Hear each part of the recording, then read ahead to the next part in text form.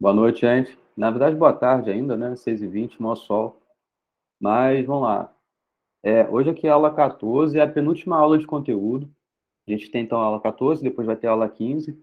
Mas até a aula 15 a gente tem duas aulas só de exercício, que são as duas próximas, para tratar justamente da prática que a gente vai ter em indução matemática, tá? Que é o assunto da aula de hoje.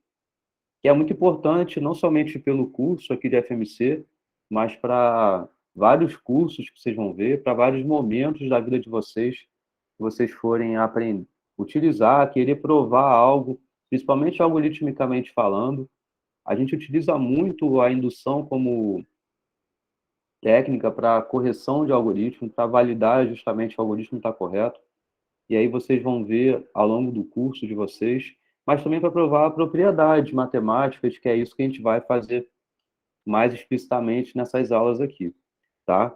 Bom, então vamos lá. O que que a gente está lidando, né? A gente está lidando sobre demonstrações, né? Então a gente quer demonstrar alguma propriedade. Na verdade, uma pausa aqui, eu esqueci de colocar esse slide aqui, ele já está vindo direto. Tá, vai assim mesmo, tá? Porque geralmente eu boto uma coisa por vez, né, e tal. Então vocês já vão ver o slide cheio de coisa já, tá? Mas eu vou falando com calma cada ponto e indicando o que eu estou me referindo para não ficar confuso para vocês, beleza? Bom, mas o que a gente quer fazer então, de acordo com as duas últimas aulas, né? A gente quer demonstrar propriedades. A gente quer demonstrar teoremas, proposições, e essas proposições são, na verdade, implicações, né? Então, você tem hipótese e quer provar uma tese. Para fazer isso, vimos 4 jeitos. Então, vimos a técnica direta, que é basicamente você trabalhar com a hipótese e evoluindo com ela e conseguir concluir a sua tese, baseado somente nessa hipótese e em outros conhecimentos prévios, né, que você pode utilizar, inclusive pela transitividade, chegar até a sua tese. Bom, também existe a técnica da contrapositiva, que aí você ainda quer provar essa expressão, mas como ela é equivalente à sua contrapositiva, que é exatamente essa expressão que está aqui, então você pode trabalhar assim, com a negação da sua tese Q, então você vai conseguir evoluindo até concluir a negação da sua hipótese P. Bom, também vimos a outra técnica que é a da contradição, que na verdade você assume que está errado a sua proposição, então se está errado a proposição é porque o que está correto é a sua negação. E a negação da implicação é justamente essa conjunção aqui em que ocorre a hipótese e não ocorre a tese. Trabalhando com essa conjunção, você encontra um absurdo, alguma invalidade lógica. Então, porque está errado essa negação. Então, porque o que está correto é justamente a implicação que você queria inicialmente. Bom, a outra técnica foi vista por meio de casos, né? Quando você consegue separar o seu conjunto de análise em casos finitos e para cada caso você trata individualmente. Pode, inclusive, ser um si somente si o que você quer demonstrar. Não é uma expressão de implicação exatamente, mas é uma conjunção de duas implicações e aí você trata cada caso separadamente. Enfim, isso daqui nós vimos nas duas aulas passadas e trabalhamos em exercícios sobre essas técnicas e sua utilização, né? Inclusive, no início da aula passada, eu perguntei isso aqui a vocês, né, para ver que vocês de fato estão entendendo, sabem explicar, sabem justificar o porquê de cada uma dessas técnicas, certo? Bom, nessa aula de hoje a gente vai ver uma outra técnica, que é o princípio da indução matemática. Tá legal? É visto de modo separado porque a gente trata de um jeito um pouco separado aqui. E a gente vai entender o porquê nessa aula, tá? Primeiro, para a gente entender o que é a técnica, vamos voltar um pouquinho e entender o conjunto dos naturais, tá legal? Então, a gente tem um jeito de conseguir definir os naturais que é da seguinte forma. Bom, você pode definir os naturais dizendo que são os elementos. E aqui você tem, então, uma listagem desse conjunto. Começa do 1, depois vai para o 2, vai para o 3, assim por diante. Só recapitulando, a gente não considera o zero como natural nesse curso, apesar de terem materiais que consideram o zero como natural. Eu não considero aqui justamente porque a gente entende um pouco o conjunto dos naturais, um pouco da sua história, né? Ele apareceu justamente com problema de contagem. Você quer contar elementos. Então, você começa com o primeiro elemento, com o número 1, então, associado ao primeiro. E assim por diante. Então, a ideia de contagem não tem o zero, certo? Quando você tem os alunos numa sala de aula, você não começa contando pelo primeiro elemento, é o zero, o segundo é o 1 e assim por diante. O primeiro é o 1, o segundo é o 2 e assim por diante, né? Então, é um pouco isso que justifica os materiais que eu não considero o zero como natural. O zero entra como inteiro, né? Por justamente quando é necessário você entender a subtração, ou você entender a ideia do oposto de um número. Então, se você tem um número A natural, o seu oposto é o menos A. Por que o oposto é o menos A? É porque a soma dos dois dá zero. Então, é aí onde aparece a necessidade do zero, mas não quando a gente está contando. Enfim, bom, o que tem de especial dos naturais é justamente você saber quem é o sucessor de cada número. E você tem a certeza que o sucessor também está no conjunto dos naturais. Então, aqui surge a ideia do fechamento. Vocês já ouviram falar nesse termo fechamento? Eu falei isso para vocês um pouco lá atrás, na aula de teoria dos conjuntos, de conjuntos numéricos. Eu mencionei um pouco sobre isso. Recapitulando um pouco o que é fechamento, o que é isso? É quando você tem alguma operação ou você faz alguma coisa com o seu objeto e o resultado é um objeto que ainda pertence àquele conjunto que você tinha antes de fazer aquela operação. Beleza? Isso é o que significa fechamento. É quando o resultado de alguma conta, alguma operação, resulta num elemento que ainda pertence no conjunto que você tinha considerado inicialmente. Então, a operação de sucessor, né, no caso, o sucessor é um elemento, né? Então, o sucessor é resultado de uma operação que é a soma de uma unidade em relação ao elemento que você considerou, né? Então, esse sucessor é também um elemento que pertence aos naturais. E, claramente, se você tem sucessores diferentes, então é porque os elementos que você tomou inicialmente são diferentes. Isso quer dizer que sucessores são iguais somente quando os elementos que foram tomados foram iguais, né? E o único elemento natural que não é sucessor de nenhum outro é o número 1. Isso daqui, essa definição, essa ideia aqui dos naturais, essas consequências dessas propriedades em relação aos naturais, trazem uma ideia a gente de uma ordem. Concorda com isso? De ter a existência de um primeiro elemento. E esse primeiro elemento é justamente aquele que ele não é sucessor de nenhum outro, ou seja, não tem ninguém que venha antes dele. Então, esse vai ser o primeiro elemento. O seu sucessor é um elemento somente bem definido, justamente por conta dessa propriedade. Então, com isso, a gente sabe quem é o que vem após o primeiro elemento, que é o 2. E depois, o sucessor do 2 vai ser o seguinte, e o sucessor do 3, e assim por diante. Então, concordam que o conjunto dos naturais trazem essa ideia de boa ordenação para a gente aqui? Concordam com isso?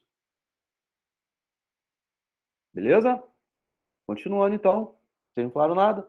Enfim, então, um jeito que a gente consegue falar exatamente o que eu acabei de falar aqui, sendo que de um jeito um pouquinho diferente, mas que se refere à mesma coisa, é isso daqui. Podemos definir o conjunto dos naturais da seguinte forma. Tudo isso que eu escrevi, eu posso resumir em 3 etapas, tá? A primeira é a seguinte, é que o 1 é pertencente aos naturais. Por definição, o 1 é natural, tá? Agora, você toma um elemento qualquer que pertence ao natural. Esse N pertencente aos naturais. Tá? Então, de fato, se ocorre essa causa, ou seja, se você de fato tomou um N que pertence aos naturais, então o seu sucessor também vai pertencer aos naturais. Veja, isso daqui é algo diferente disso daqui, né? Porque aqui, esse primeiro ponto se refere a um elemento específico, que é o 1. É a base deste conjunto. É o primeiro. Por justamente vocês terem entendido bem essa parte aqui, em que o 1 é o único que não é sucessor de nenhum outro, ou seja, é o primeiro que existe nessa definição aí, porque é aquele que não é sucessor de nenhum outro. Então não vem antes de ninguém. Não, ele não vem depois de ninguém, né? Ele é o primeiro. Logo, todos vão vir depois dele. Então, isso se refere ao 1 pertencente então a esse conjunto. Agora, esse primeiro tem nada a ver com esse segundo aqui, essa segunda pontuação, essa segunda afirmação, não tem nada a ver em relação à primeira. Ele está considerando aqui um elemento qualquer que você tome pertencente aos naturais. Uma consequência disso é que o n mais 1, ou seja, o sucessor deste que você tomou, também pertence aos naturais, por justamente satisfazer essa propriedade aqui, cadê, do sucessor aqui. Seu sucessor também é o natural. Beleza? Então, você tem a segunda propriedade. E com essas duas, você consegue formar qualquer número natural. Qualquer número natural, ele é obtido pela primeira propriedade, ou seja, porque qualquer número natural, ele é o 1, ou ele é dessa forma aqui. Ele é oriundo de algum outro que é natural. Então, o 2, você consegue falar que ele é natural. Porque você tomando o 1, você sabe que 1 é natural por conta da base, dessa propriedade básica. Sabendo disso, você consegue obter o seu sucessor, e é o 2, o sucessor do 1. Então, por conta desta propriedade, você sabe que o n mais 1, que no caso 2, é natural. Por que eu estou falando essa forma de definir os naturais? A gente vai ver já já. Está claro até aqui? Que eu estou falando simplesmente do conjunto de naturais. Sim. Agora, vamos entender o porquê que eu estou falando isso. E aí vamos entender essa analogia, então, para conseguir definir esse princípio, que é o da indução, em relação a essa definição dos naturais, tá? E para entender, vamos primeiro enxergar uma analogia que a indução tem, tá? Então, a indução, ela segue meio como esse joguinho de dominó aqui, tá? Então, pensa que tem uma regra, tem uma lei que existe aí, tá legal? Mas essa lei, ela vai ser tal como é uma força que age num dominó. A gente não tem aquela brincadeira de derrubar dominó? A gente põe o dominó um em frente do outro, né? E a gente põe eles em pé e faz aqui até um desenho, né? Tem até concurso dessas coisas, né? E tal. E aí você vai montando aqueles dominós para ter qual o objetivo? Derrubar todos os dominós, todas as pedras. Beleza? É isso que a gente quer fazer nesse joguinho. Só que a gente vai ter que derrubar como isso? A gente tem que derrubar de um em um. A força que a gente tem que exercer é em todas as pedras que estão aqui? Só Não, na primeira. só na primeira ou na antecessor de alguma. Não, é só na primeira. Você mover virgem. Tá vendo? Então, realmente existe isso, né? Então, você só faz a força no primeiro dominó. Certo? Então, o que que vai fazer com que o segundo dominó seja derrubado? É o primeiro tecido. E o que que vai fazer o terceiro ser derrubado? É o segundo tecido. E o que vai fazer um dominó que está lá na frente, uma posição arbitrária que você tome ser derrubado? É o anterior ser derrubado. Concorda? Então veja que esse princípio, essa ideia desse joguinho, é exatamente a mesma que eu acabei de falar aqui. Porque, veja, eu sei que ocorre uma coisa em relação a esse elemento e esse elemento específico, ele pertenceu aos naturais, dado que o anterior também pertencia aos naturais, e no caso aqui, foi derrubado, certo? E a certeza que eu tenho também é que o primeiro satisfez a propriedade, que aqui ela pertenceu aos naturais. E que aqui é algo em relação a esse primeiro elemento ter sido derrubado. Enxergam essa analogia? Então, para eu verificar que todos os elementos aqui satisfazem uma certa propriedade, eu vou ter que olhar essa propriedade ser satisfeita para cada elemento? Ou seja, para esse dominó eu tenho que ver que de fato ele foi derrubado. Para esse dominó eu tenho que ver que de fato ele foi derrubado. Para esse daqui, para esse daqui, para esse aqui, para esse aqui e para todos, É eu só ver tenho o que primeiro, verificar né? para todos. Não é só verificar o primeiro. Aí que está uma coisa que a gente tem que formalizar melhor aqui. Mas fato é que a gente não vai precisar verificar para todo mundo. Até porque, voltando aqui em relação aos naturais, existem quantos naturais? Infinitos. Então você não pode ficar verificando a propriedade que você quer validar para todos os elementos, que são infinitos elementos. Então vamos enxergar melhor isso daqui, e é o que a gente chama de princípio da indução matemática. Ele tem um jeito de se definir muito parecido com o jeito que a gente tem a definição dos naturais. Porque, olha só, Pn é a propriedade que a gente quer provar que ela seja verdadeira para cada elemento que pertença aos naturais. Tá legal? Pn é a propriedade. É uma legenda para a propriedade. Você pode pensar assim: a gente não sabe legendar enunciados lá do início do curso? Então, é isso que está aqui.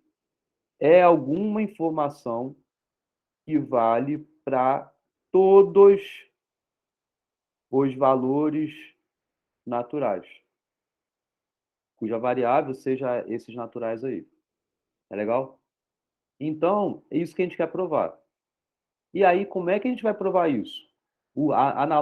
Analogamente falando, é você provar que todas as peças são derrubadas.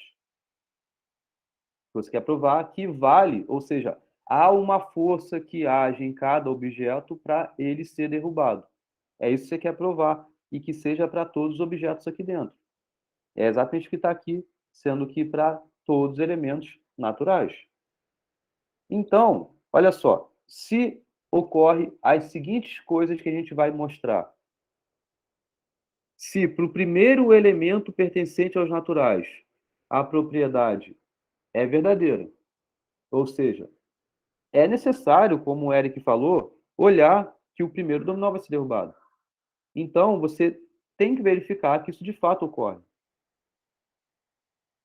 A outra coisa é que, se para todo K arbitrário, mas neste K arbitrário que você tomou, a propriedade vale, então aqui é você estabelecer alguma hipótese de que em algum K, para qualquer K que você tome, mas é algum, a propriedade você assume que valha para aquele K, é o segundo momento, porque vai ter um terceiro momento, é que dado que isso daqui você assumiu como verdadeiro, então você tem que provar que para o sucessor daquela variável que você tomou, a propriedade também seja verdadeira. Se você consegue fazer essas três coisas aqui, e quais são as três coisas? É verificar a base, que é o primeiro elemento, a propriedade ser verdadeira. Conseguir estabelecer uma hipótese de que para algum arbitrário aquilo também está valendo. E com isso, com essa hipótese que você não provou, mas você só criou essa hipótese, mas com essa hipótese você consegue fazer com que o seguinte seja verdadeiro, é essa força que você acabou de fazer aqui em essa pedra arbitrária, que eu sei que ela caiu por conta da hipótese, eu consegui fazer que a sua sucessora também caia. É isso que está aqui escrito de um modo mais formal nesse segunda afirmação. Se você consegue fazer isso, então você sabe que está tudo provado. Para qualquer elemento natural, a propriedade é verdadeira. Veja que isso daqui é a tática que a gente tem na indução, e vocês vão entender melhor já já. Tá? Isso aqui é um princípio. Tá? Princípio é algo em que essa afirmação aqui, ou seja, essa implicação que está aqui, ela não precisa ser provada. Tá? Então, uma outra forma de pensar na própria indução, para você ter a garantia de que a técnica é correta, então, eu acabei de falar a princípio, que ele é aceito, bem aceito, sem precisar ter a sua demonstração. Mas uma outra forma é você pensar a indução não como um princípio, mas como um teorema. Então, um teorema que vai ser formado, vai ser demonstrado por conta de um outro resultado. E aí, esse outro resultado é justamente esse princípio aqui, que é o princípio da boa ordenação. Então, se você quiser falar, tá bom, eu sei que eu aplico a técnica da indução para demonstrar várias coisas. Eu aplico. Mas por que que de fato a indução é uma técnica? Por que que ela é correta? Ela é um princípio. Então, se é um princípio, não preciso demonstrar isso daqui. Agora, você pode pensar, pô, mas vamos tentar demonstrar a indução? Não em demonstrar algo por indução, mas demonstrar a própria técnica. E aí, para pensar assim, você pode ver a indução não como um princípio, mas como um teorema. Mas aí, para demonstrar a técnica, a gente tem que falar de um outro princípio, que é o princípio da boa ordenação, que ele diz o seguinte: todo subconjunto não vazio do conjunto dos inteiros, limitado inferiormente, possui um elemento mínimo. Isso é um princípio, tá? Que é o que a gente conhece, o princípio da boa ordenação. Então, você considera o conjunto dos inteiros. Tem lá infinitos elementos. Agora, você pega um subconjunto dos inteiros. Pode ter tamanho infinito esse subconjunto. Por exemplo, os naturais é um subconjunto dos inteiros. Mas não pode ser um qualquer. Tá? Então, você pega um subconjunto dos inteiros que possua um limitante inferior. Esse limitante inferior é justamente o valor mínimo deste subconjunto. Tá legal? Então, com isso, a gente sabe que, beleza, para qualquer subconjunto dos inteiros que sejam limitados inferiormente, então vai ter um elemento mínimo. Por exemplo, os naturais satisfaz isso, porque é um subconjunto dos inteiros e é limitado inferiormente, por justamente ou um ser esse limite inferior. É o menor elemento. Satisfez esse princípio, né? E aí, com isso, a gente consegue utilizar para demonstrar, por uma demonstração por contradição, o teorema da indução, que é justamente isso que está aqui. Não visto como um princípio, mas como algo que pode ser demonstrado. E aí, utilizando esse princípio da boa ordenação, fazendo uma prova por contradição, a gente consegue demonstrar isso aqui, que não é algo muito difícil a ser provado. Não vou demonstrar porque não é exatamente o intuito da matéria demonstrar a técnica de indução. Eu posso até passar numa avião, ou passar essa demonstração para vocês na aula de exercício, não é algo absurdo. Basicamente, é juntando essas duas informações aqui, você consegue mostrar que a indução é uma técnica correta. Mas, como eu também posso utilizar a indução como um princípio, porque, de fato, existe esse princípio da indução, então nem precisava falar disso daqui. Só estou falando para complementar um pouco o conhecimento de vocês. Tá legal? Bom, e aí vocês podem perguntar, beleza, entendi a grosso modo isso daqui, mas como de fato a gente vai aplicar? Como de fato a gente vai resolver um problema, ou seja, demonstrar algo por indução matemática. Então, a gente vai utilizar executando essas três coisas, esses três etapas, tá? Vou até trocar a palavra passos por etapas, porque passo é uma palavra reservada para a gente, como vocês vão ver aqui, passo de indução, tá? Bom, mas você tem uma propriedade que você quer provar por indução. A indução a gente consegue aplicar em que momento? Em que tipo de demonstração? Em que tipo de propriedade?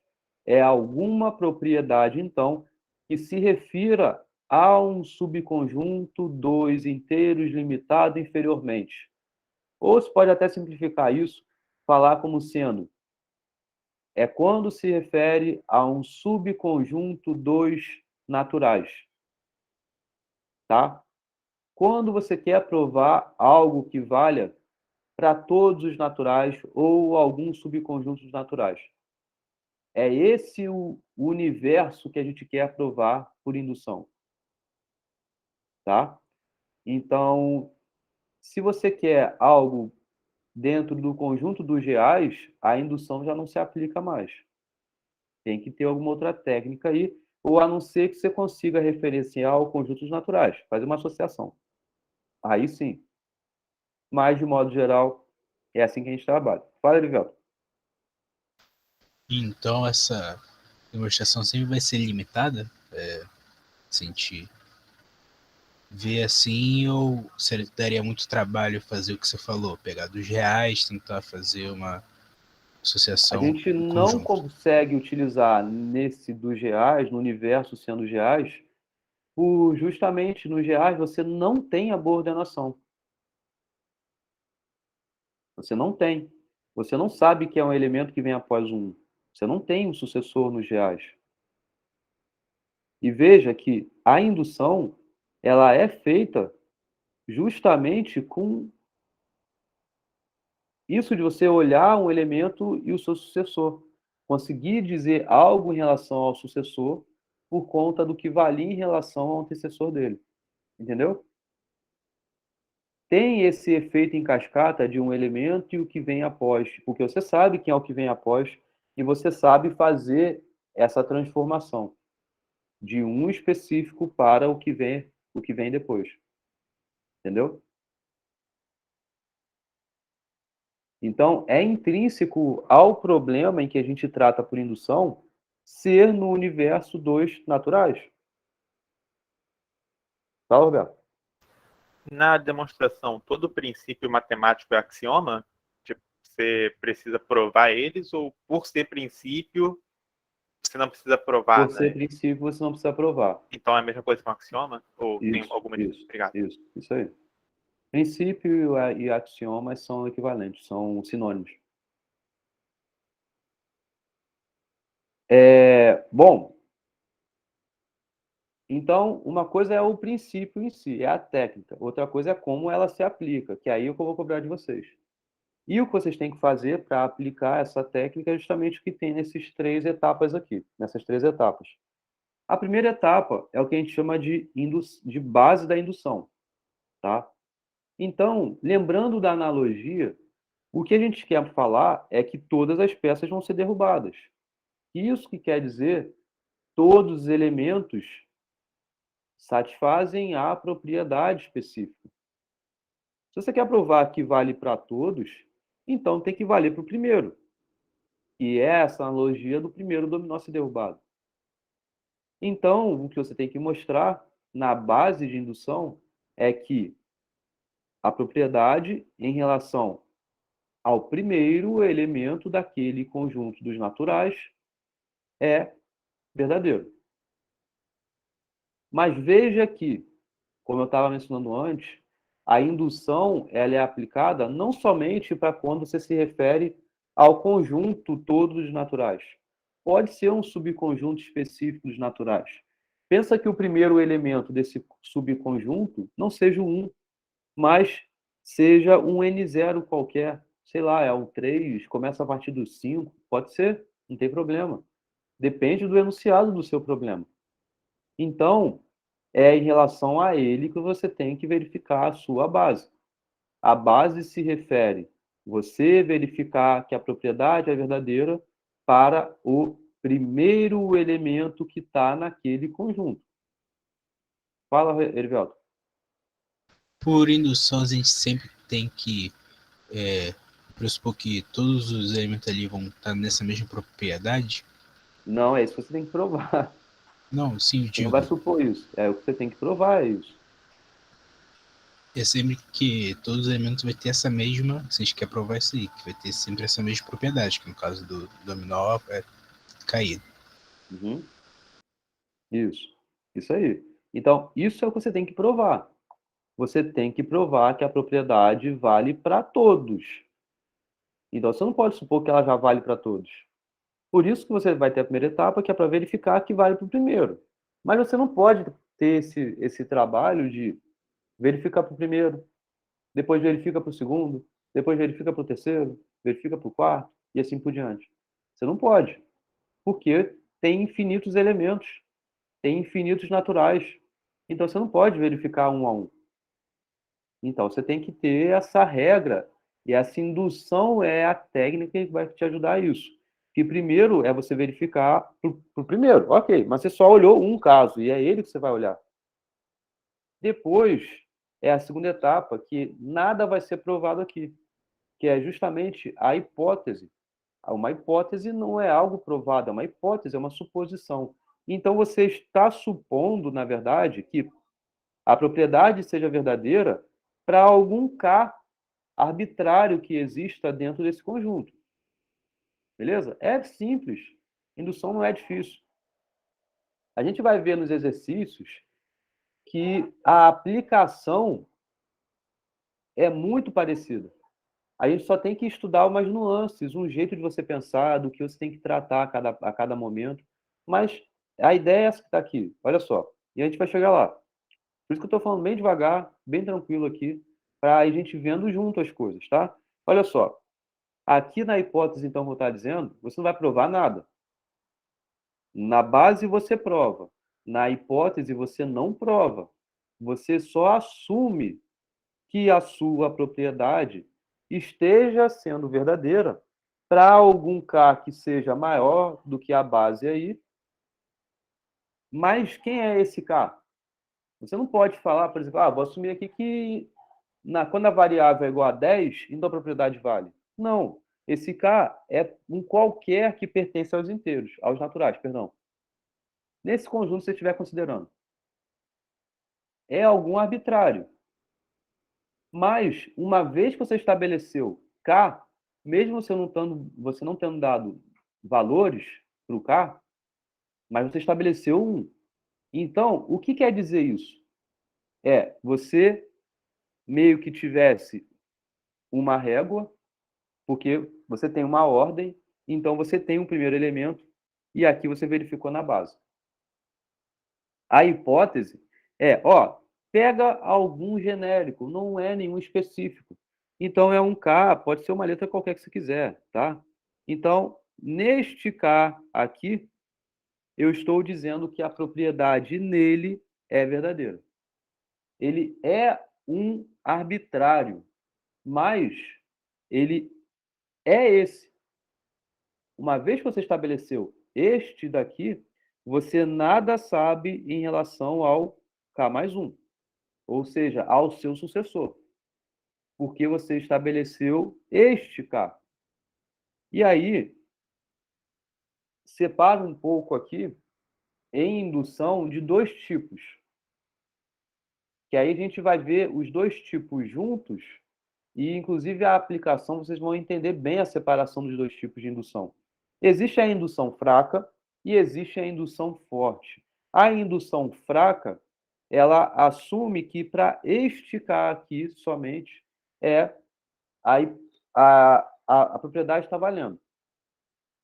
Na indução forte, você assume, além disso, que todos os que vêm desde a base até o anterior ao K também está valendo a propriedade.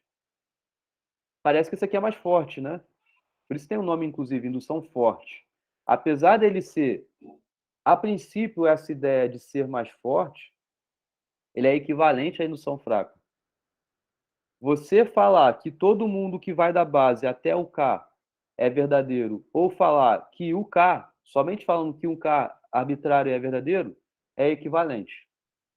E vocês vão entender melhor por que já já. Só deixa eu concluir aqui o passo a passo, tá? Mas isso é a hipótese. E aí, dependendo da sua aplicação, você utiliza a hipótese fraca ou a hipótese forte. Que a fraca, então, é somente aqui em relação ao PK, e a forte é que seja para todos os elementos que vão desde o 1 até o K. A propriedade está valendo para todos. Mas o que mais importa aqui é o seguinte, é que uma vez que você assumiu essa hipótese, independente de qual foi, tanto a forte quanto a fraca, você nada sabe sobre o que está acontecendo nesta variável sucessora da K. Sucessora dK. Nada sabe.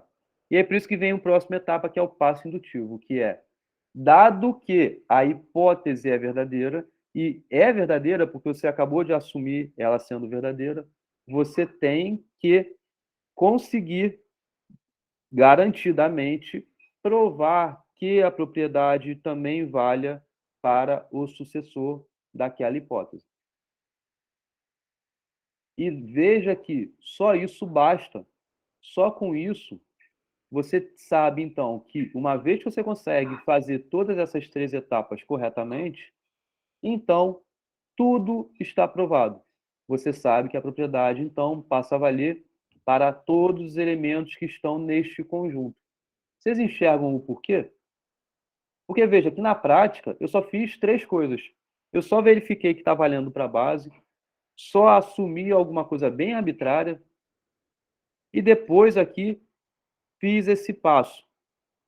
Mas por que só com isso você sabe, então, que para o K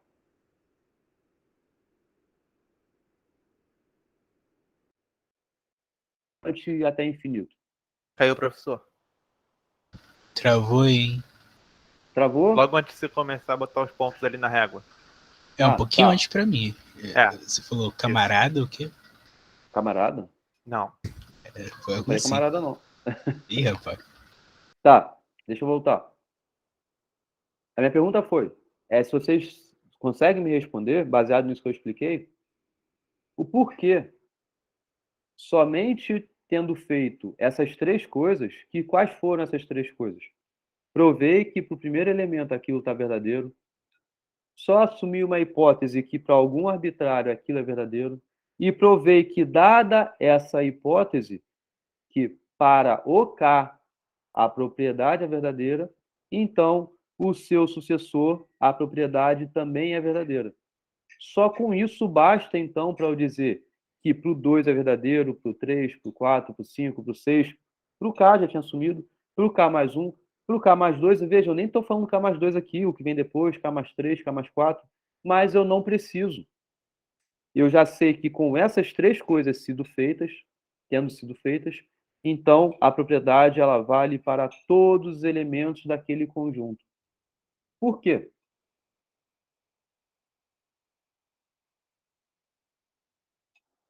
Alguém sabe me responder?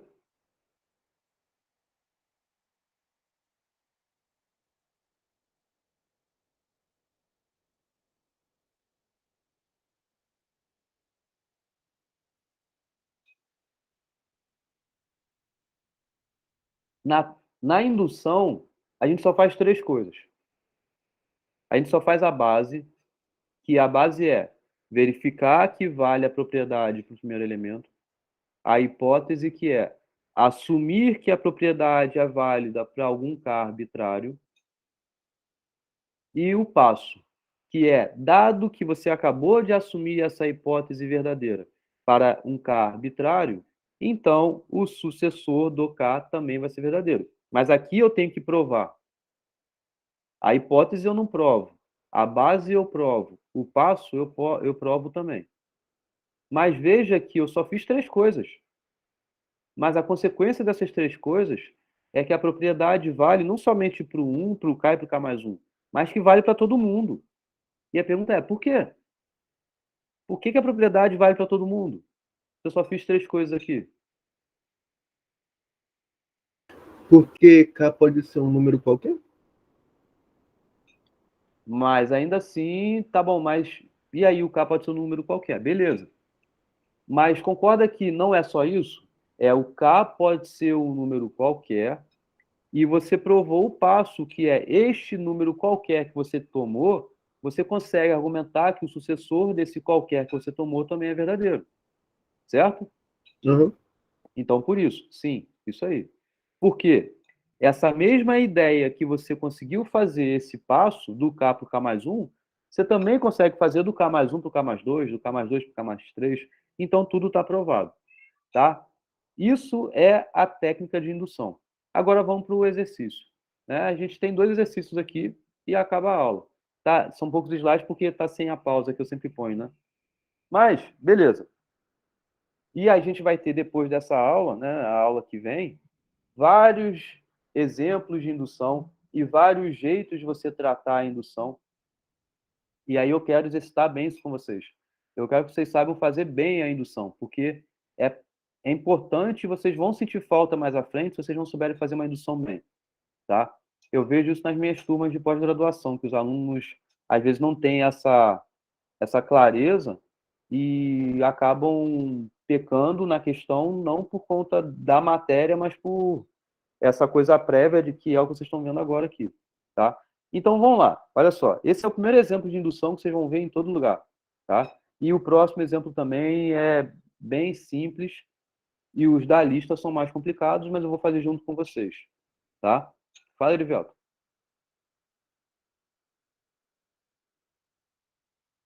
Ah, caiu sua internet, né? Então, você está me ouvindo agora?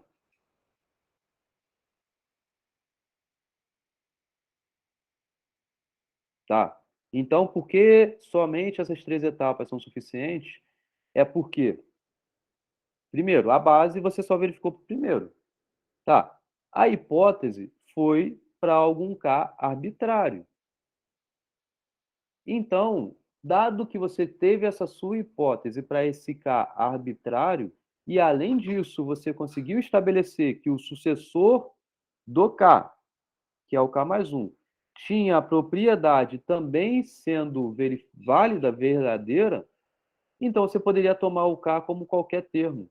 O sucessor de qualquer termo também vai ter a propriedade verdadeira, por conta desta demonstração que há no passo de indução.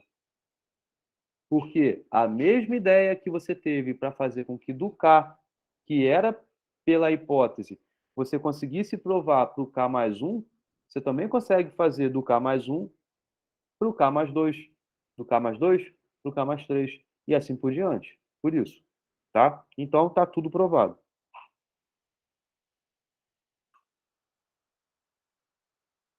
É como aplicar isso num enunciado. Isso, é como você tivesse... Veja aqui, é necessário ter o passo. É necessário, isso daqui é o mais importante ao passo. Porque é o que vai dar esse efeito motor.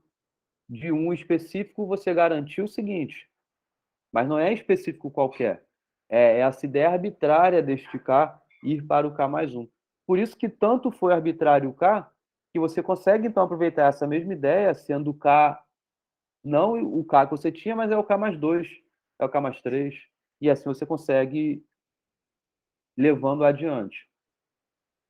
Vamos para a demonstração aqui, por exemplo. Tá? Eu quero mostrar, isso a gente já mostrou na aula sobre técnicas de demonstração, da demonstração direta, né?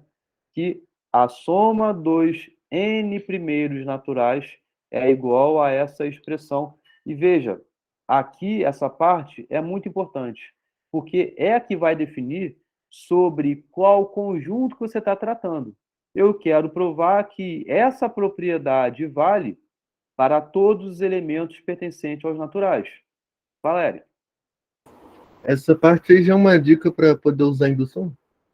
Isso. Já sim, porque se refere, de fato, ao universo que eu estou querendo, que a indução se aplica, né? Então, a indução se aplica quando você tem esse universo dos naturais, ou um subconjunto dele, né? Mas, enfim, então, tenho que olhar muito para cá, que é para eu entender sobre qual universo que o problema se refere. E o problema se refere sobre os naturais. Então, eu quero provar que qual é a propriedade? Para todo lugar eu estou escrevendo aqui P em relação a alguma variável. Então, a propriedade é esta soma. Esta soma é igual a esta expressão. Então, a propriedade aqui, esta soma, é igual a esta expressão. Qual é a variável que eu estou tomando aí? A variável é justamente o número de termos que tem nessa soma. Certo? Ou o último termo que está ali, dá na mesma, né? Porque é do 1 até o termo que você quiser. Então, veja, eu quero provar algo que seja em relação a todos os naturais. Então, você tem o quê? Um conjunto com infinitos elementos. Você não pode verificar que essa soma é verdadeira para quando só tem um elemento, para quando só tem dois, para quando só tem três, e assim por diante. Então, a gente aplica a indução aí. É um dos jeitos de você resolver. E aí, como é que faz isso? Eu acabei de passar aqui a receita. Então, você tem que ter as 3 etapas. É base, hipótese e passo. Antes de você realmente ir para a demonstração, o que você vai fazer na sua resposta? Você vai escrever qual é a propriedade que você quer provar. Então, você escreve isso. Queremos mostrar que a propriedade em N é verdadeira. Ou seja, isso daqui é uma legenda, é uma simbolização, até você pode pensar. Pn significa o quê? É a soma de 1 até n ser igual a n que multiplica n mais 1 dividido por 2, para todo n que pertence aos naturais. Então, o início da demonstração é assim. Você vai se referir a qual é a propriedade que você quer. É essa. E aí, beleza. Não tem muito o que fazer. É a base, hipótese e passo. Vamos à base. A base é simples. É simples demais a base. É só verificar? É só verificar. Só que é muito fácil vocês errarem, mesmo na base. Tá? Então, olha a ordem das coisas aqui. Primeiro, vamos mostrar. De novo, base tem que mostrar. Apesar de ser o primeiro caso, ser fácil muitas das vezes, tem que mostrar. Tem que mostrar o quê? Você tem que mostrar que 1 é igual a 1 que multiplica 1 mais 1 dividido por 2. Por quê?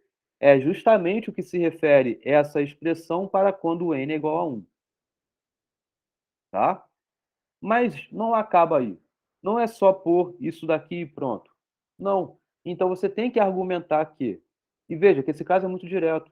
É você argumentar que o lado esquerdo daquela expressão é igual a alguma coisa e o lado direito daquela expressão é igual a alguma coisa que é igual à primeira coisa.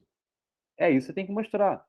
Que você pode fazer do lado esquerdo que vai dar igual se você fizer do lado direito. Ou seja, são coisas independentes, são formas diferentes, porém que resulta numa mesma valor, no mesmo valor, tá? Então, por isso que tem aqui um parágrafo até meio longo para verificar algo que é super evidente, mas você tem que verificar essa coisa, essa distinção das coisas. Então, veja, olha só. Vamos mostrar que a propriedade em N é verdadeira para quando N é igual a 1. Realmente isso acontece porque, olha só, vamos olhar o lado esquerdo da expressão. O lado esquerdo é a soma dos n primeiros termos para quando n é igual a 1, então é a soma dos termos naturais. Então só tem o número 1. Enquanto do lado direito é uma expressão que você tem que fazer. Para quando n é igual a 1, é 1 que multiplica 2 dividido por 2, isso é igual a 1. Então, com isso, você sabe que a propriedade 1 aqui é verdadeira. Entenderam isso? Não é preciosismo. Mesmo sendo evidente, você tem que entender que são coisas distintas que você não sabe inicialmente que são verdadeiras. Você não sabe que o lado esquerdo é igual ao lado direito. É o que você tem que verificar.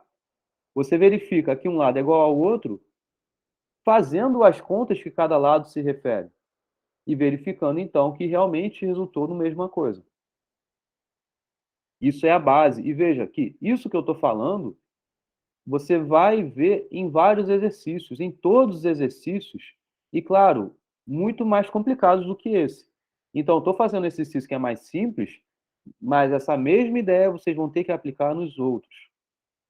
Vamos para a hipótese. A hipótese de indução é um momento em que você não prova nada. Você só supõe verdadeira a propriedade que você quer para K pertencente aos naturais. Para algum K, e é um K arbitrário, você tem então que a soma desses K primeiros termos é igual a essa expressão. Então, não prova nada. Para que ela existe, então? Se eu não provo nada aqui. A hipótese existe para justamente você conseguir fazer o efeito motor para o seu sucessor existir, pertencer à propriedade, valer a propriedade para o sucessor. E essa mesma ideia de que você tomou de um K arbitrário, você também poderia ter tomado do 1, porque é uma variável que você acabou de argumentar que a propriedade valia para ele. Então, se vale para o 1, e se a base tiver, se o passo tiver correto, que é o que a gente vai fazer aqui agora, você consegue, então, argumentar que do 1, dado que é verdadeiro para o 1, então o 2 também vai ser verdadeira propriedade, pelo passo. E aí, dado que o 2 é verdadeiro, então para o 3 também vai ser, e assim por diante. Então, essa é a importância de você ter a hipótese, para justamente fazer bom passo. Então, olha só. No caso, se não fôssemos para a hipótese, teríamos que provar um por um. Se você não fosse para a hipótese, você não teria a causa para conseguir provar o passo. Porque se você retornar do que é a indução, você, dada a sua hipótese, que é a causa aqui ser verdadeira, para este caso, então tem que estar aqui como verdadeiro, para você conseguir fazer o seu sucessor também ser verdadeiro. Aqui, ó. Aqui, ó. Esta linha aqui. Então, dado que isso daqui existe, então isso daqui existe. É isso daqui que a gente está fazendo. Isso daqui é a hipótese, e isso daqui, essa implicação, né? Esta implicação é justamente o passo. Entendeu, Erivelto? Então é necessário, justamente para fazer sentido, essa segunda afirmação aqui. Então você tem que ter uma hipótese para conseguir garantir o seguinte. E o que o Eric respondeu ao Erivelto, né, de N ser infinito ia ser complicado. Na verdade, ia ser inviável, impraticável. Complicado é até pouco para falar. Ele Entendeu? pode ficar escrevendo para sempre a demonstração. Não vai. Tá? Aí, beleza. Vamos para o passo. Isso daqui é um script que vocês vão ter que seguir para qualquer exercício de indução que vocês forem fazer. Se não fizer assim, provavelmente eu vou dar errado. Tá? Então, inicialmente você tem que pôr com o que você quer provar. Isso que está aqui é importante, não para mim, mas para você. Para você entender o seu objeto de chegada, o seu objetivo. O seu objetivo é provar P de K mais 1. Essa igualdade que eu coloquei aqui, ela não é verdadeira ainda. Então, você não tem que começar por essa igualdade. Não. Tá legal? O que você faz de modo inicial ao colocar essa igualdade aqui é somente para você ter a clareza do que você quer ter no final. No final, você quer ter que esta soma é igual a essa expressão. Então, inicialmente, você fala, vamos provar P de K mais 1. Ou seja, o que é isso? Você quer provar que a soma de 1 que vai até K mais 1 é igual a esta expressão. E veja que esta expressão é justamente igual a essa para quando o n é igual a k mais 1. Então, foi até k mais 1, é o último termo, é k mais 1. Então, aqui onde é o n, é o último termo, então é k mais 1. Aqui é n mais 1, ou seja, o sucessor do n, ou seja, o sucessor do n mais 1. É o k mais 1 mais 1. K mais 2.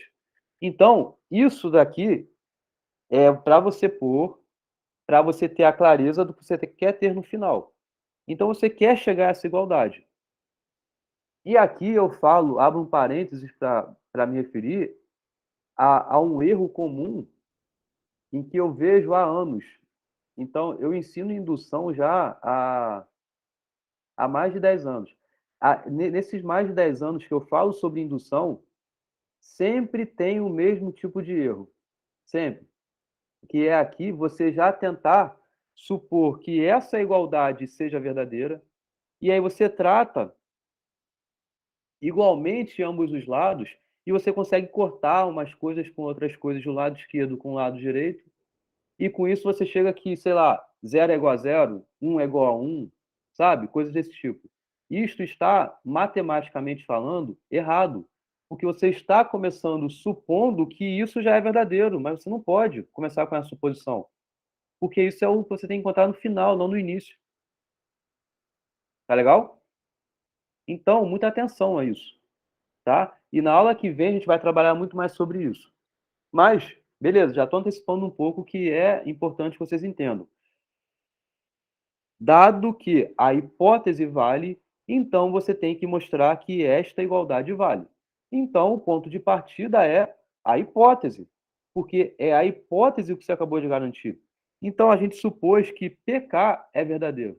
Então, você supôs que a soma de 1 até K é igual a essa expressão. Veja, isto daqui veio da hipótese.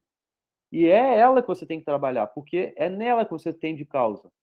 Tá legal? Então, essa frase que está aqui é importante para a gente não se perder, por quê? Porque o que a gente quer é sair dessa expressão que está aqui e chegar até essa expressão, de alguma forma, sem cometer erros.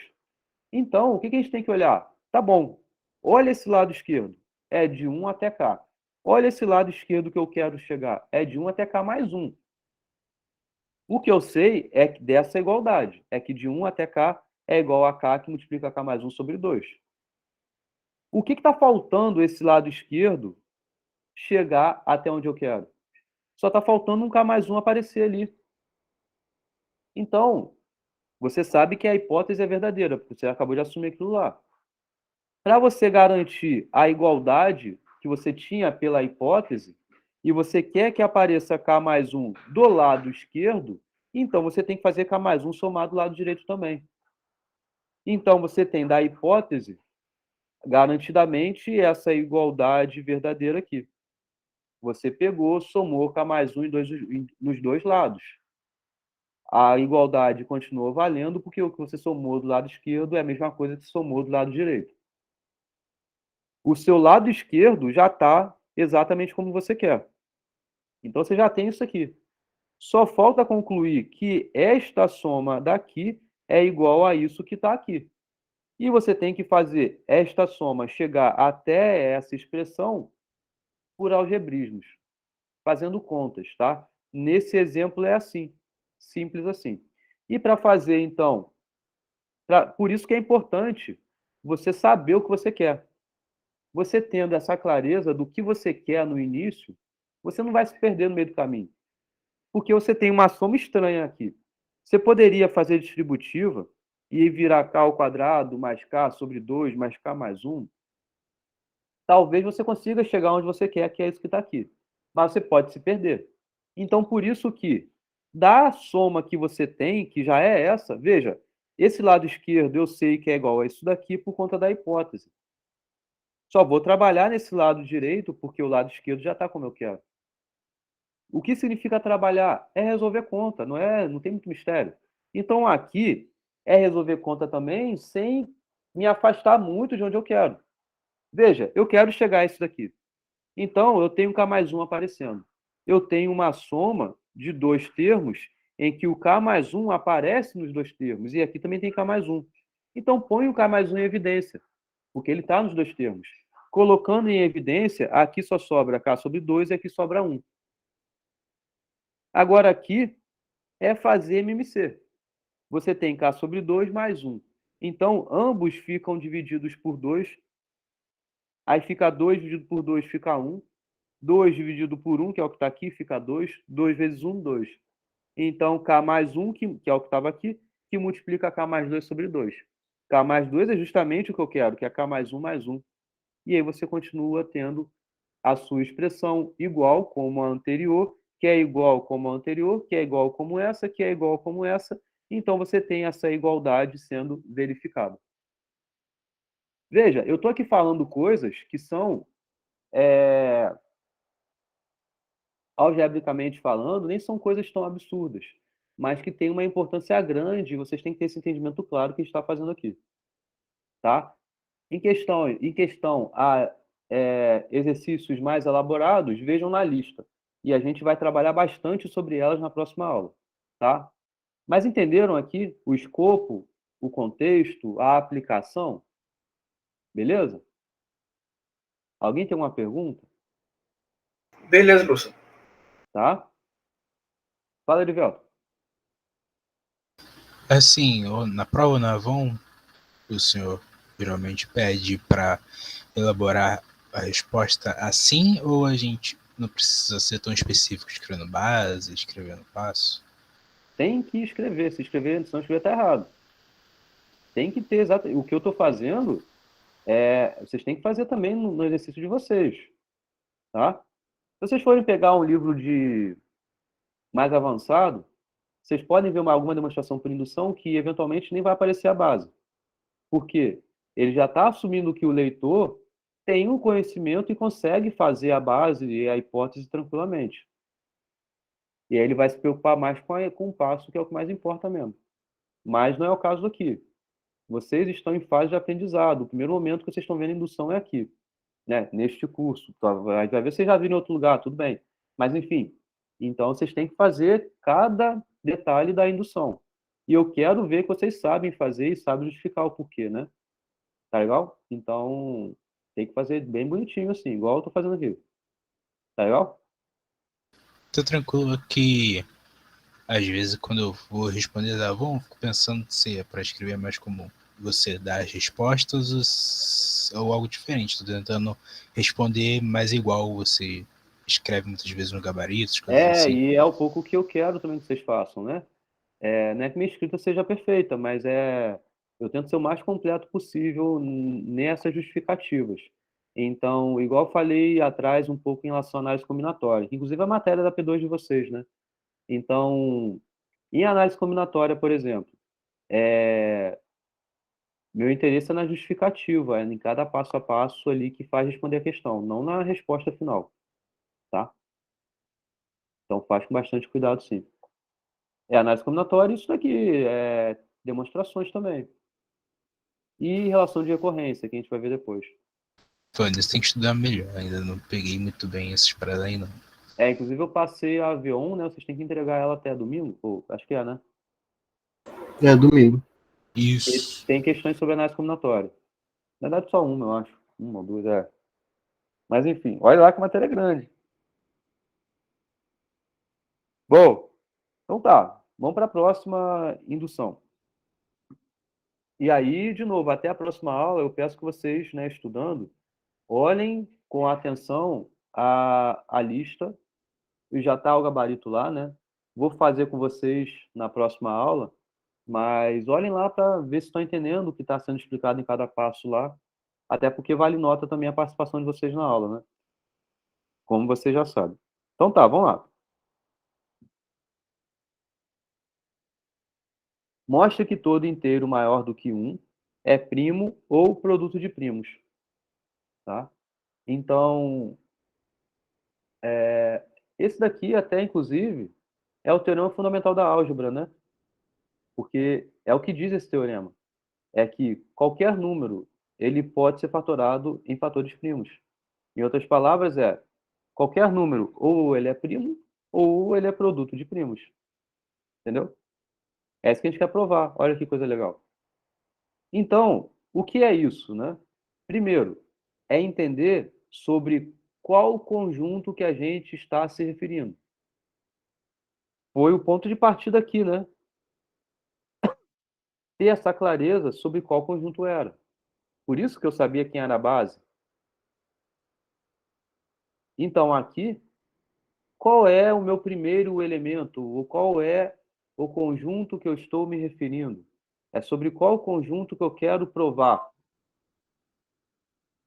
É sobre o conjunto dos inteiros cujos elementos são maiores do que 1. Ou seja, são todos os naturais com n maior do que 1. Beleza? Então, é interessante que, dado o enunciado, mesmo que não apareça tão evidente sobre qual conjunto que é, vocês saibam dizer qual é, até porque é daí que vai surgir a base. Então, equivalentemente, o que a gente quer mostrar é a propriedade P de N, que diz que N é primo ou produto de primos. É essa a propriedade que você quer. É equivalente ao que está escrito aqui. E esse N quem é? É qualquer natural que seja maior do que 1. Porque é o que foi apresentado aqui no enunciado. Beleza? Então, ser maior do que 1 já dá a exigência para a gente que o menor possível é o 2. Porque, como vocês bem lembram, da boa ordenação lá dos naturais, tem o primeiro elemento natural, que é o 1. Quem é o seguinte é o sucessor. Então, o segundo menor elemento é o 2. E é daí que a gente está iniciando. É um subconjunto de naturais que tem o menor elemento, que é o 2. Então, a base é mostrar que a propriedade vale para o n igual a 2. Ou seja, n igual a 2 é primo ou é produto de primos. Então, o que você tem que verificar? Na base, é simples. É para este caso específico, que é n igual a 2, você verifica se atende à definição de ser primo ou ser produto de primos. Então, qual é a definição de primo? Qual é? É ela que você tem que verificar aqui. Você dividiu por 1 para ela mesma. Não, isso não é o que define primo.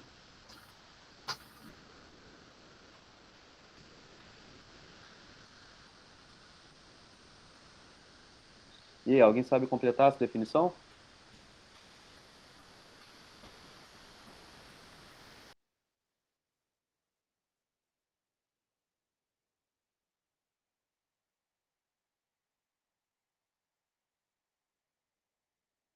E é por conta desta definição, inclusive, que a gente tem que o 1 não é primo.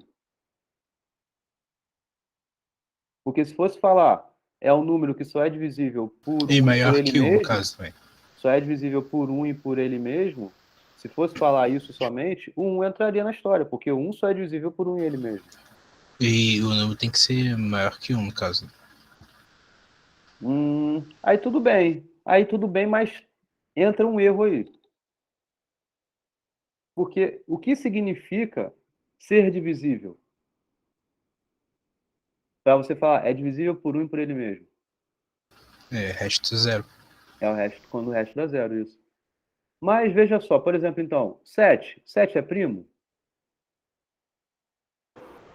É. Por quê? É maior do que 1. E mais o que que ele tem? É divisível por ele e por 1. É divisível por 7, porque 7 dividido por 7 dá resto zero. 7 dividido por 1 dá resto zero. Mas é só? O 7 e o 1 são os únicos valores que você consegue ter para dividir o 7 e dar o resto zero? Não. Porque o menos 1 também dá, o menos 7 também dá.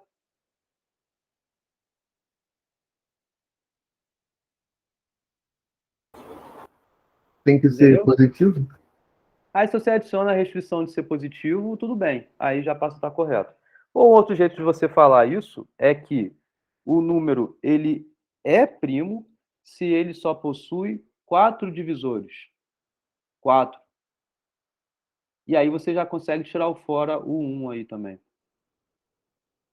E aí você tem, então, os 4 divisores quais são?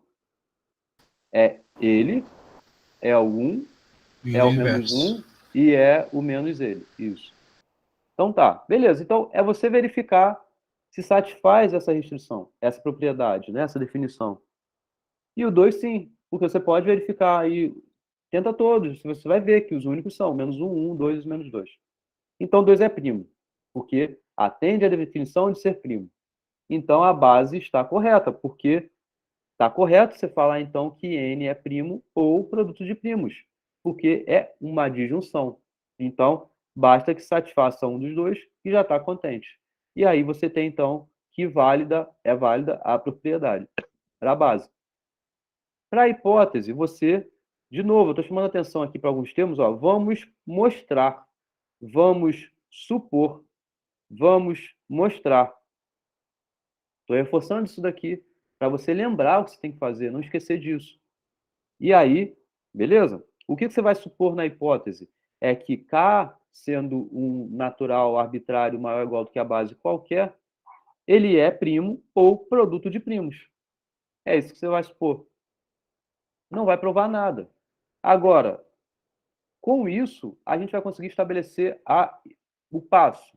E o passo é você verificar que a propriedade vale para o sucessor do K.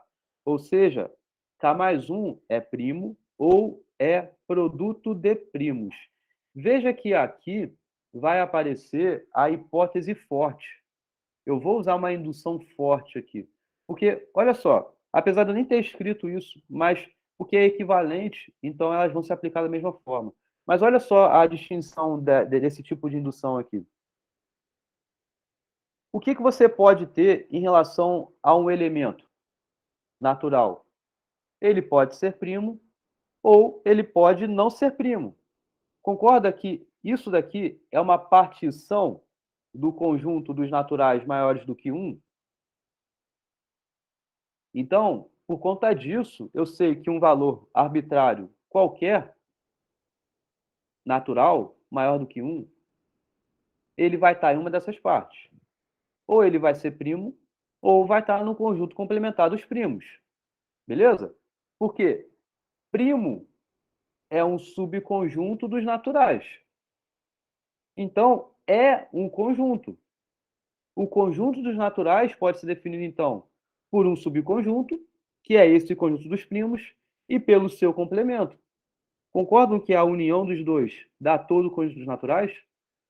Então, por isso que escrevi nesses dois casos. Então, o K mais 1 é primo ou não é primo. Fala, Edvelto. Aí eu estaria separando, como na aula passada, por casos, ou seria tipo uma contradição, que também poderia dizer aqui. Não, nenhum dos dois. Então, a gente está separando em casos, sim, mas a demonstração em si não é por casos. É uma análise de casos em relação a essa variável K mais 1 que você tomou, que é o sucessor do K. E não tem nada de contradição aqui. Tá? Tranquilo. Nesse passo, a gente utiliza algumas coisas. Tá? Assim como aqui. Nesse caso, no exemplo anterior, eu utilizei a hipótese. Eu vou utilizar a hipótese aqui, mas às vezes não no primeiro momento. E vamos ver onde é que ela vai, onde é que a hipótese de fato vai entrar aqui. Olha só. Bom, enxergaram esses dois casos? Então aqui está o conjunto dos naturais, maiores do que 1, né? E aí você tem então aqui o conjunto dos primos e o conjunto dos complementares aos primos. Isso define os naturais. Então, o elemento arbitrário K mais 1 que você tomou pode estar dentro ou fora. E aí, vamos ver. Bom, se ele estiver dentro, então já satisfez o que eu queria, de K mais 1 ser primo ou um produto de primos. Concordam com esse primeiro caso? Beleza? Tem nada para fazer aí, porque você já está olhando um caso cujo elemento pertence ao conjunto dos primos. Então, você tem nada para provar, porque o caso sucessor do K satisfez já uma das componentes dessa disjunção aqui, que é o K mais um C' ou o produto de primos. Satisfez um deles, beleza. Agora, o que significa K mais 1 não ser primo? Então, neste caso, K mais 1 não é primo, então ele pode ser escrito como um produto de dois termos. E é isso que define também o número que não é primo. Ele pode ser escrito como um produto de dois termos cujo ambos termos são maiores do que 1. Isso é o que define um número não ser primo. Veja, eu não estou falando nada sobre a propriedade ainda que eu quero, que é primo ou produto de primos. Eu estou falando do número ser primo ou não ser primo. O número que não é primo, dando nome aos bois, então, esse conjunto dos complementares aos primos é o conjunto dos números compostos. Então, é um conjunto dos números compostos. Então, se K mais 1 não é primo, então K mais 1 é composto. Ser composto significa ele ser escrito como um produto de dois termos A e B, que ambos são maiores do que 1. Ok? Como ambos são maiores do que 1, então ambos são menores do que K mais 1. Então veja que eu tenho a certeza que A é menor do que K mais 1, porque B é maior do que 1 e A pode ser escrito, então, como K mais 1 sobre B. Esse resultado aqui, necessariamente, é menor do que K mais 1, porque B é maior do que 1. E da mesma forma em relação a B. Então, eu sei que B é igual a K mais 1 sobre A. Eu sei, então, que isso é menor que K mais 1 também, porque A é maior do que 1. Então, estou dividindo por algo maior do que 1. Então, o resultado necessariamente vai dar maior do que o numerador. Menor do que o numerador. O resultado vai dar necessariamente menor que o numerador. E aí, por que eu estou falando isso? Vocês conseguem enxergar a hipótese aí? Porque eu sei que, olha, K mais 1 é igual a A vezes B. Eu sei que A é menor que K mais 1. Eu sei que B é menor que K mais 1. Por isso que eu acabei de falar aqui. Agora, veja só. Olha a hipótese aparecendo. Como A está antes de K mais 1 e B está antes de K mais 1 também, então lembra do intervalo? Aqui você tem o K, aqui você tem o K mais 1. Eu sei que do 1 até o K, a hipótese está valendo. Ou seja, para qualquer termo que eu tome aqui, entre 1 e K, com K incluído aí, porque é o que eu estabeleci na hipótese, então, cada termo que está aqui, ele é primo ou produto de primos. Então, o que eu sei é que a propriedade em A é válida e a propriedade em B também é válida. Então, eu sei que, garantidamente, pela minha hipótese, A é primo ou produto de primos, B é primo ou produto de primos. Logo, K mais 1 satisfaz essa restrição de ser produto de primos. Então, por quê? Porque K mais 1 é A vezes B, é produto desses termos, cujo cada um deles é produto de primos ou são primos. Logo, o K mais 1, que é o produto desses termos por transitividade, também é primo ou produto de primos. Veja, eu posso até ter uma garantia de que ele seja produto de primos e não primos. Beleza, mas satisfez a disjunção. Mesmo que não esteja sendo válida dizer que ele seja primo. Mas ele é produto de primos.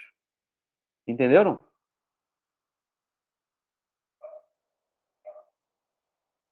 Beleza? Gabriel chegou depois, Gabriel. O que houve? Pois é, perdeu toda a explicação inicial. Assiste depois o vídeo, hein? Alô, consegui aqui. Eu vou assistir sim, professor. Tive um problema tive que ir no hospital ali, mas tô de volta já. Não, tá. Eu tô bem, só tive que acompanhar só. Nossa, fica bem, fiquem bem. Não, tá tranquilo. Beleza. Valeu. Depois, mas assiste lá tudo direitinho. Vou assistir, tá? Senão fazer prova depois vai ser um inferno. Beleza, para entender direitinho a indução. Tá? Pode deixar.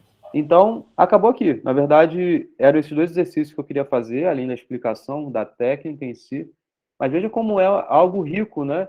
É algo até filosófico aqui, porque você está garantindo que, pô, se nesse conjuntão aqui, pensa que esse conjuntão seja do 1 até o K, isso está valendo, qual é a garantia que eu tenho do seguinte ser verdadeiro? É algo que está fora desse conjuntão aí, né? A indução é algo bem poderoso. Mas veja que eu vim garantindo isso ao longo da aula, né? Para conseguir fechar aqui com vocês e aplicar no exercício. É essa força que faz com que um empurre o seguinte, que vai fazer então com que, mesmo que esteja do lado de fora, o elemento, quem está dentro vai empurrar ele. E aí você vai garantir mais um elemento, e mais um, e mais um, e assim por diante. Então é bem interessante isso daqui. Beleza? Entenderam, gente? Alguma pergunta?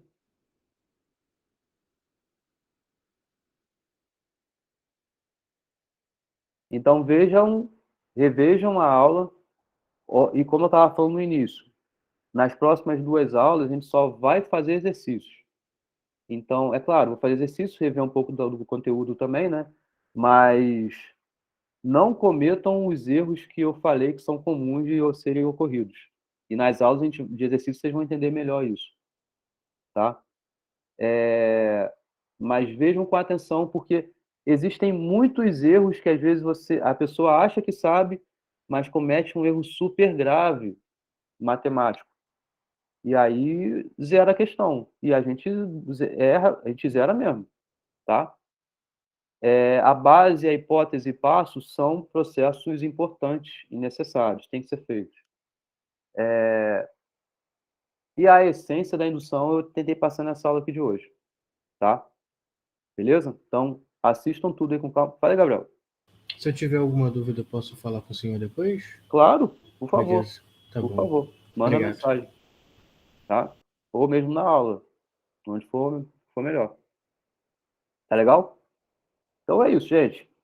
O conteúdo foi esse, aula curta. E as próximas aulas aí a gente força bastante isso. Tá legal?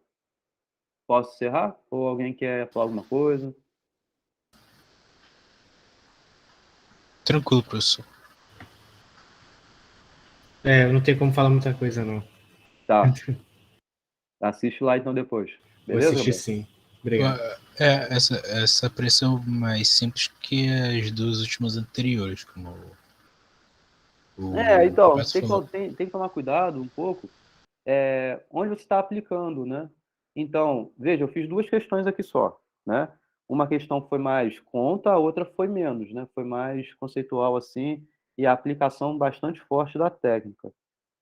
Mas a gente consegue aplicar isso em vários contextos, em grafos, ou em outras expressões que não são manipulações algébricas tão fortes também, entendeu? Beleza. A parte do não primo.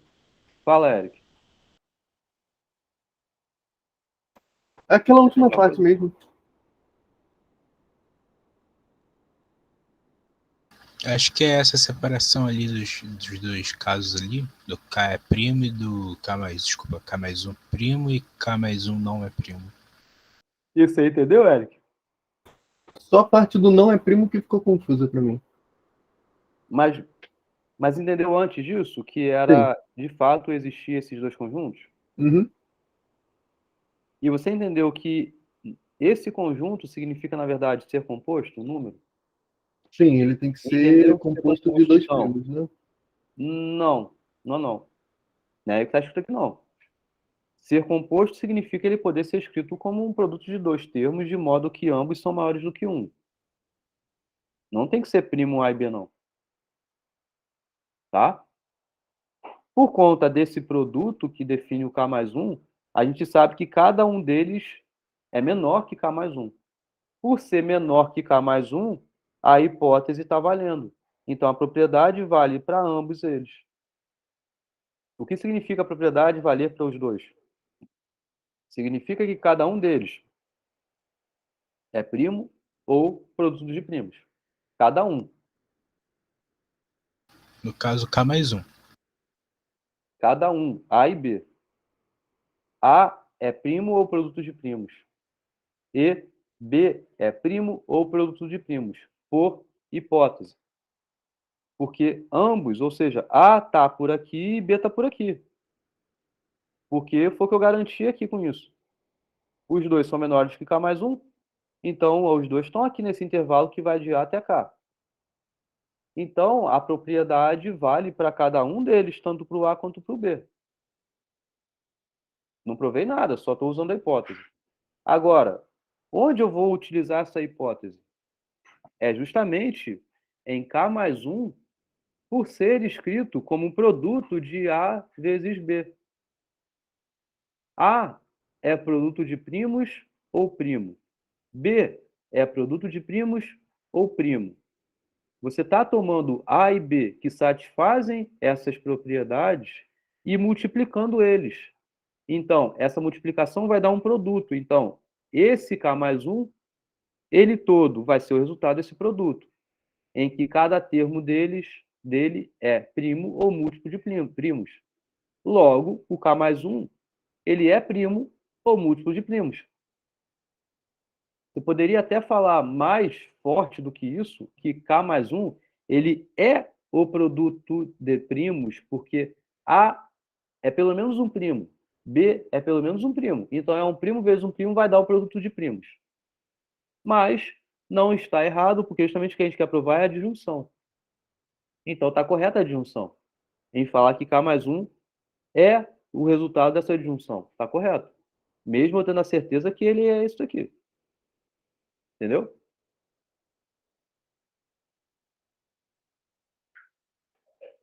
Entendi. Tá? Então, beleza, gente. Assistam de novo. E como eu falei, essa é uma aula curta, então vocês assistirem de novo não vai dar muito tempo. E olhem a lista. Olhem a lista e vejam o jeito que foi feito o gabarito. Na aula que vem a gente vai discutir melhor isso, sobre essa solução passo a passo que está lá. Tá? Mas é isso aí. Beleza? Vou encerrar então, tá? Dá um tempinho pro computador esfriar, porque tá quente pra caramba ele aqui. Beleza, Até a próxima professor. aula. Beleza? Então, até quinta-feira. Valeu, professor. Olha, Valeu. professor. Boa noite. Valeu, professor. Valeu, boa noite.